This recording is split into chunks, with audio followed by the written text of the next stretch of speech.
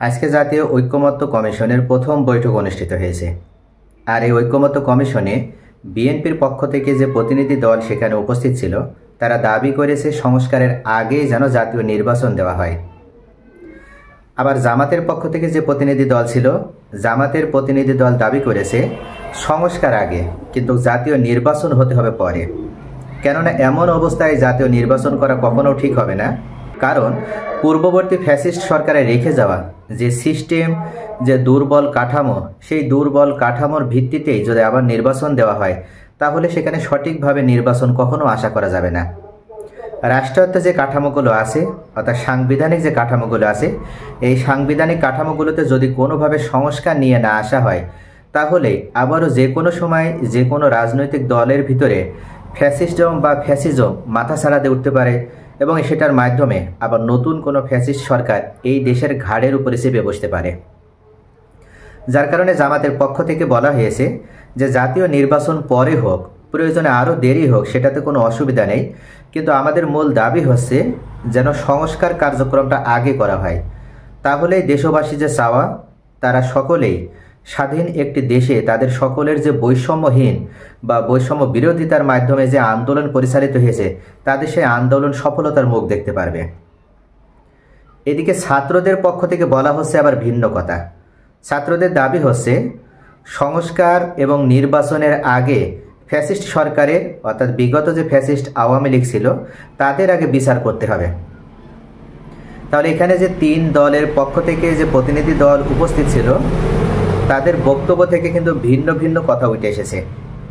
তবে এখন ডক্টর মোহাম্মদ ইউনূস, উনি সরকার প্রধান হিসেবে যাবেন কোন দিকে? ওনাকে এখানে চরম আকারে ওনার বুদ্ধিমত্তা এবং দূরদর্শিতার পরিচয় দিতে হবে।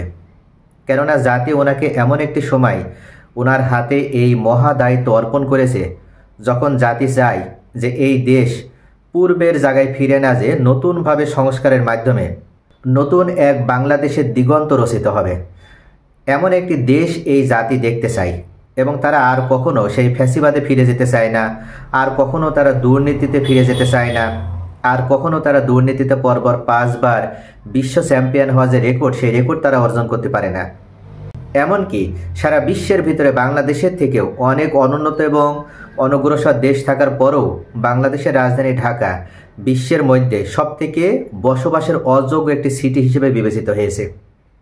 তাই দেশের মানুষ আর চায় না এই ধরনের অব্যবস্থাপনা, রাজনীতিবিদদের খামখেয়ালিপনা এবং রাজনীতিবিদদের লোভের কারণে দেশের রাষ্ট্রীয় সম্পদগুলো তারা যখন নিজেদের সম্পদ বলে মনে করে এবং দেশের জনগণকে যখন তারা তাদেরকে সেবক হিসেবে বা চাকর হিসেবে মনে করে, গোলাম হিসেবে মনে করে, তখন এই দেশে ফ্যাসিবাদ মাথা ছাড়া দিয়ে উঠেছে।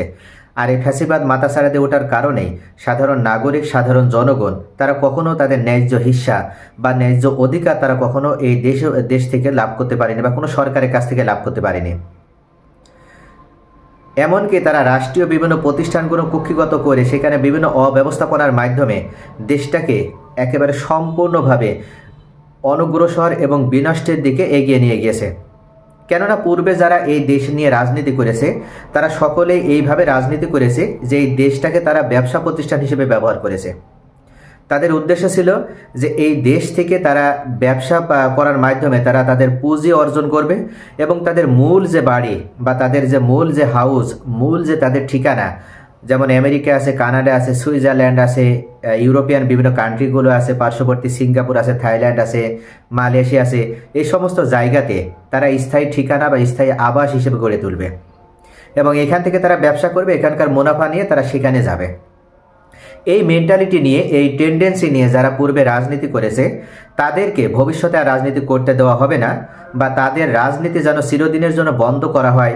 এবং এই যে কালচার, এই যে একটা কৃষ্টি, একটা সংস্কৃতি পূর্ব থেকে চলে আসছে, এই কৃষ্টি কালচার থেকে বের হয়ে আসার মাধ্যমে বাংলাদেশের সাধারণ নাগরিক যেন তারা তাদের ন্যায্য অধিকার বুঝে পেতে পারে এবং তারা সকলেই যেন এই দেশে তারা স্বাধীনভাবে তাদের মত প্রকাশের পাশাপাশি তারা স্বাধীনভাবে যেন যে কোনো কাজ করার মাধ্যমে তারা নিজেদের জীবনযাত্রার মান উন্নত করতে পারে এবং এই দেশ থেকে কোনো সম্পদ যেন বাইরে থেকে এবং এই দেশের কোনো সম্পদ যেন কেউ বাইরে পাচার করতে না পারে বা বাইরে নিয়ে যেতে না পারে, সেটারও তারা নিশ্চয়তা চায়। এত বড় একটা গুরু দায়িত্ব নিয়ে কিন্তু দেশবাসী ডক্টর মোহাম্মদ ইউনূসের হাতে দায়িত্ব প্রদান করেছিলেন সেই 5ই আগস্ট। এবং তার পরবর্তী থেকে ডক্টর মোহাম্মদ ইউনূস এখনও পর্যন্ত সাহসী ভূমিকা পালন করার মাধ্যমে এই দেশের বিরুদ্ধে বিভিন্ন ষড়যন্ত্রগুলো কিন্তু তিনি নস্যাৎ করে দিয়েছে। এবং তিনি আজকে এই জাতীয় ঐক্যমত্য কমিশনের প্রথম বৈঠকের পরে সাংবাদিকদের উদ্দেশ্যে জানিয়েছে যে আমরা মূল যে টার্গেট নিয়ে এখানে এসেছি, আমাদের মূল টার্গেটই হচ্ছে সংস্কার কার্যক্রম। আর আমরা যদি সংস্কার করতে না পারি তাহলে এই জাতি কখনো আমাদেরকে ক্ষমা করবে না। উনি বলেছেন যে সংস্কার শুধু প্রয়োজনই না, সেটা গভীরভাবে প্রয়োজন। যদি সংস্কার না করা হয় তাহলে ইন ফিউচারে যে কোনো রাজনৈতিক দল তাদের ভিতরে ফ্যাসিজম তৈরি হতে পারে এবং তারা আবার সেই ফ্যাসিবাদ মনোভাব নিয়ে তারা এই দেশটাকে নিজেদের সম্পদ হিসেবে মনে করতে পারে।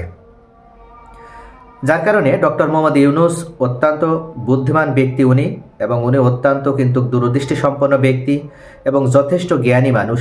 উনি এই বিষয়টি উপলব্ধি করতে পেরেছেন যে রাজনৈতিক দল তারা তাদের দাবি তারা অবশ্যই প্রদান করবে। তারা বিভিন্ন ক্ষেত্রে কোনো বিষয়ে তারা ঐক্যমত্য নাও হতে পারে, তারা একই বিষয়ের ক্ষেত্রে বিভিন্নভাবে বিভিন্ন ব্যাখ্যা বিশ্লেষণের মাধ্যমে তারা তাদের দাবি দেওয়া উত্থাপন করবে। কিন্তু সকলের দাবি দেওয়া যখন আমার কাছে পেশ করা হয়ে যাবে তখন আমি নিজে বিষয়টি যাচাই বাছাই করে দেখব এবং বিষয়টি যাচাই বাছাই করার মাধ্যমে এই দেশবাসীর জন্য, সাধারণ নাগরিকদের জন্য, বাংলাদেশের জন্য যেটা কল্যাণকর হবে সেই কল্যাণের বিষয়ে কোনো রাজনৈতিক দলের ভিতরে আর কোনো ধরনের দ্বিমত থাকবে না। মৌলিক যে বিষয়গুলো, সেই মৌলিক বিষয়গুলো তো অবশ্যই তিনি আশাবাদ ব্যক্ত করেছেন যে প্রত্যেকটা রাজনৈতিক দলের ভিতরে কিন্তু ঐক্যমত্য আছে। যেমন আমরা কখনো দুর্নীতিতে আর ফিরে যেতে চাই না, আমরা দুর্নীতিবাজদের বিরুদ্ধে পদক্ষেপ নিতে চাই এবং এমন কিছু পদক্ষেপ নিতে চাই যে দুর্নীতি করার সকল পথ যেন বন্ধ হয়ে যায়। তাহলে কোনো ব্যক্তির ভিতরে কিন্তু দুর্নীতির মনোভাব আর তৈরি হবে না। আর এটার ক্ষেত্রে বিএনপি জামাত বলে নয়, সকল রাজনৈতিক দলের নেতাকর্মীদের ভিতরে কিন্তু ঐক্যমত্য আছে। যদি মনে করা হয় যে যদি কোনো রাজনৈতিক দল এটার বিরুদ্ধে যদি কথা বলে তাহলে বুঝতে হবে যে তারা দুর্নীতিকে সাপোর্ট করছে, তারা দুর্নীতিকে ওয়েলকাম জানাচ্ছে। এমনটা কোনো রাজনৈতিক দল কখনো করবে না। ডক্টর মোহাম্মদ ইউনূস বলেছেন যে ভবিষ্যতে বাংলাদেশে কারা রাজনীতি করবে আর কারা এখানে জনগণের ভালোবাসা অর্জন করার মাধ্যমে সরকার গঠন করবে সেটা যে কোনো রাজনৈতিক দলের ক্ষেত্রেই হতে পারে। জনগণ যাদেরকে ভালো মনে করবে, জনগণ যাদের কাছে তাদের দায়িত্ব অর্পণ করে নিরাপত্তা বোধ করবে এবং যাদের কাছে এই দেশটা নিরাপদ থাকবে বলে মনে করবে, জনগণ তাদের পক্ষে ভোটের মাধ্যমে রায় দেবে এবং এই সরকার সংস্কার কার্যক্রম পরিচালনা করার পরেই কেবল সুষ্ঠু একটি নির্বাচনের দায়িত্ব তারা পালন করবে। এবং এই ক্ষেত্রে বিএনপি জামাত সহ আরও যে বড় বড় রাজনৈতিক দলগুলো রয়েছে তাদের এই ক্ষেত্রে কখনো কোনো ধরনের দ্বিমত বা কোনো ধরনের অভিন্নতা রাখা উচিত নয়।